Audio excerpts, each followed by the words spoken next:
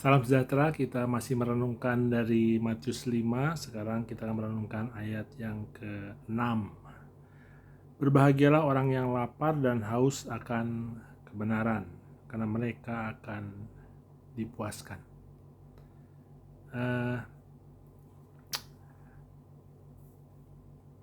Secara keseluruhan ungkapan kebahagiaan ini semua terlalu susah ya.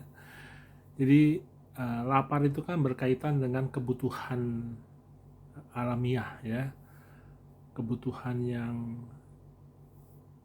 insting ya, bahwa kita harus makan, lewat waktunya kita ngerasa lapar, artinya itu sudah menjadi hal yang utama ya, bukan cuma necessary tapi dia necessity ya, artinya sesuatu yang tanpanya kita menjadi orang yang tidak lengkap. Kita nggak makan ya kita mati gitu ya.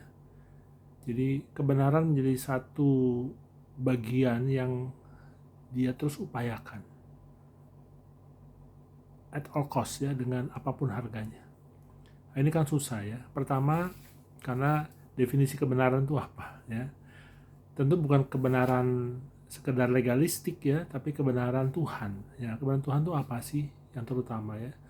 Tentu kita harus kaitkan dengan dua hukum yang utama, yaitu kasihlah Tuhan Allahmu dan kasihlah sesama manusia seperti kamu mengasihi dirimu sendiri.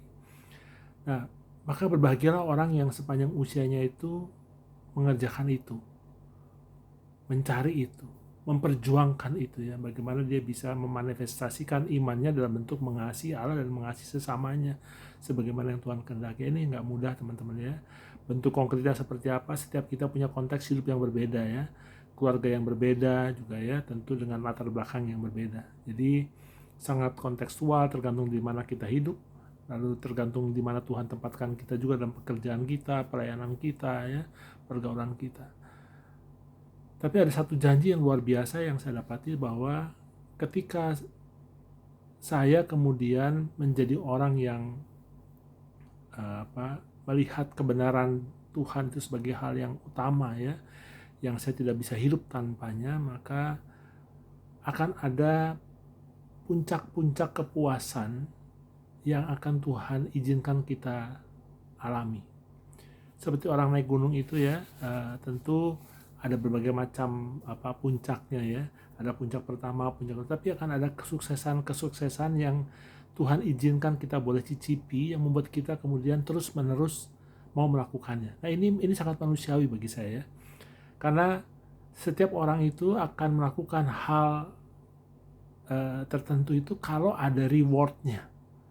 Nah, saya lihat Tuhan ini sangat manusiawi sekali, mengerti sekali manusia, bahwa manusia itu tidak akan konsisten kalau nggak ada rewardnya.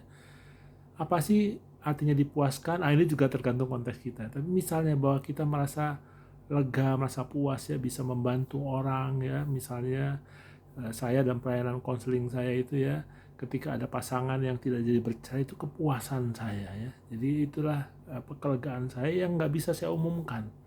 Tidak harus selalu dalam bentuk yang bisa kita pamerkan ya, tapi kepuasan batin yang terutama.